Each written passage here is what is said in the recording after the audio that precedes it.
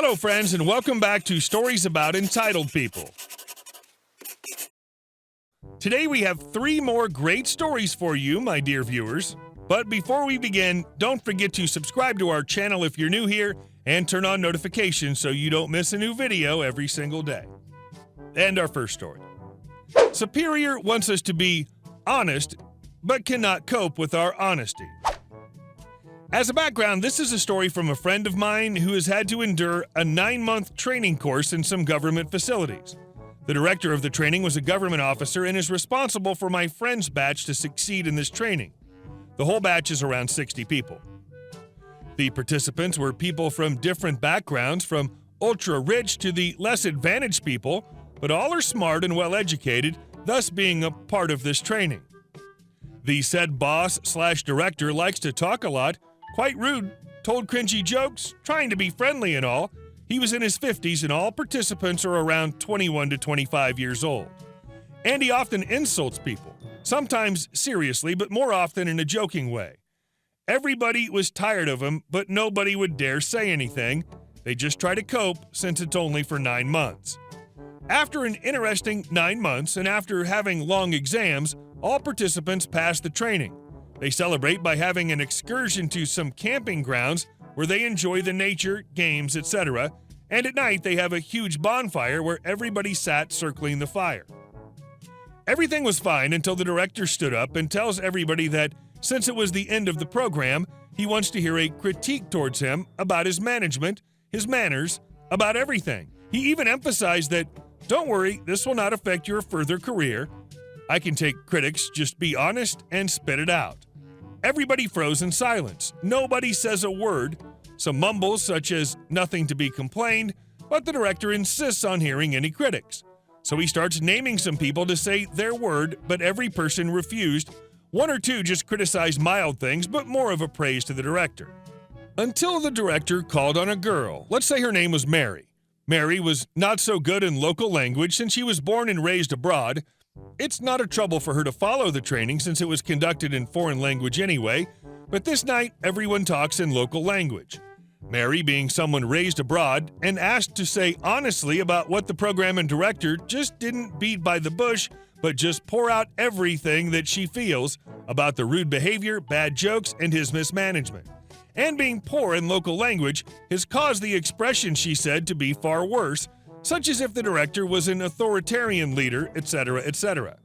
Mary, at the time, didn't have a clue about social cue of locals, so she just said whatever she feels, which is true, as that was what everybody feels, but it's rude for us, so nobody dares to say that. The director, shocked at what he hears, stood up, silent, and can't take that critics by saying, "You are all ungrateful to me, that I've been busting my butt for you guys, all for your own goodness." He didn't take that critics nicely, walked out of the bonfire event. Result, ever since that night, the director never ever talked again to Mary, and he also never talked to the whole batch of training participants, and always talked about that night where he was criticized. Well, if you can't take the critics, don't ever insist on having some people criticize yourself, especially from a person known to be frank. And our second story. I can hear you, a-hole. So a friend of mine, we'll call him Daniel, is deaf and has been his whole life. Daniel was fired from his job by a manager that openly mocked him for being deaf, so when he needed to go to the unemployment office, he asked me to go with him because I've been trying to learn sign language and we can communicate pretty well. We get there and there's only us and a very elderly old man, EM, sitting in the waiting area. All of the chairs are set up so that we're facing the only receptionist in the room. There seems to be some sort of issue with EM's paperwork, so every few minutes, EM would walk up to answer a question of the receptionist or to sign what she asked him to sign, and then he would sit back down. Daniel, being the sweet guy he is, would reach forward and hold the man's chair every time he went to sit back down. So me and Daniel are signing back and forth, just shooting the crap, when a few other people come in, including a very loud, obnoxious trash couple. Now, as I previously stated, I'm just learning sign language, so I was concentrating on what I was signing and understanding what Daniel was signing, so at first I didn't notice trash couple plop down in the seats behind us. Then I heard it. "Dur-dur, I'm a deafie, dur-dur." I glanced behind me without moving my head, and in my peripheral vision, I can see trash mail mocking Daniel and imitating the noises that Daniel makes when he laughs or gets into a story. Trash B apparently thinks this is hilarious. I realize that because I'm super concentrating, I haven't said anything or given them any idea that I'm not deaf. I take a look at the receptionist who looks mortified, but seems not to know what to do. Now, nothing would have made me happier than to cause a huge scene, but I knew Daniel was already self-conscious about getting fired, so I did the next best thing. I waited until EM went to sit down again. Daniel reached forward to hold his chair. I spun around in my chair, looked at Trashy 1 and 2, and yelled as loud as I could, "What the F is your problem?" Trash D's jaw drops in shock, and the B went white as a sheet. I just stared at them. Daniel suddenly realizes I'm looking at the trash couple and signs, "What's wrong?" I told him they kicked my chair. He signs, "A-hole," and glares at them. I guess they felt uncomfortable enough that they decided to slink out of the building. F you and your unemployment check. Edit 1. Concerning the amount of posts regarding legal action against Daniel's workplace, at the time Daniel couldn't prove that he had been fired for his disability. The manager claimed it was for him being lazy and tried to say that Daniel had drawn a penis on a whiteboard in the back that he sometimes used to communicate, which he hadn't. So Daniel went for unemployment while his friends back at his job pulled some strings. I wanted to get Daniel to post his revenge story for getting his job back because I didn't think I could do it justice. It's pretty great. And our last story. Undermining a shady computer store, aka don't screw with the employee who knows more than you. Over the summer in the early 2010s, I got a job at my local computer repair place. In our rural area, it's an hour drive to the nearest Geek Helper or Wally World. The one and only local computer store was run by a couple. They did a lot: data recovery, networking, computer repair, e-waste recycling, home service, the works. I had recommended them for a long time and wanted a job over the summer, so it was only natural that I went with them. The day I started, things didn't feel right. I was assigned a very different task than I'd been brought in for. I was told I would take over networking and computer repair, but instead I was taking motherboards, screens, and keyboards out of dead and damaged laptops and desktops. Not a huge deal, but annoying nonetheless. I was mostly working with the husband, who was pleasant enough but was a massive slacker. In the back room was a hugely expensive gaming computer. Think of the most expensive you can imagine for the early 2010s, plus peripherals, along with a huge and expensive sound system. Same kind of thing as the computer. It annoyed me that his work was to walk out and check on me every once in a while, then return to COD or whatever it was he was playing. Oh, and this computer also held their open SMB share with terabytes of customer data on it. The first month was nothing special. I disassembled laptops, changed out home networking gear for people, and upgraded a few things at the office. Nothing special or different, just routine computer shop stuff. When things really started getting shady was when they put me on e-waste. Now, local companies and people drop off computers in the store daily. I thought the couple would follow the guaranteed secure data destruction creed on the sign. Oh boy, did they not do that. All those computers I was stripping for parts, turned out all the hard drives were pulled and stored without wiping on a shelf for later use. Anything they could resell, they would, regardless of the wishes of the people who brought them in.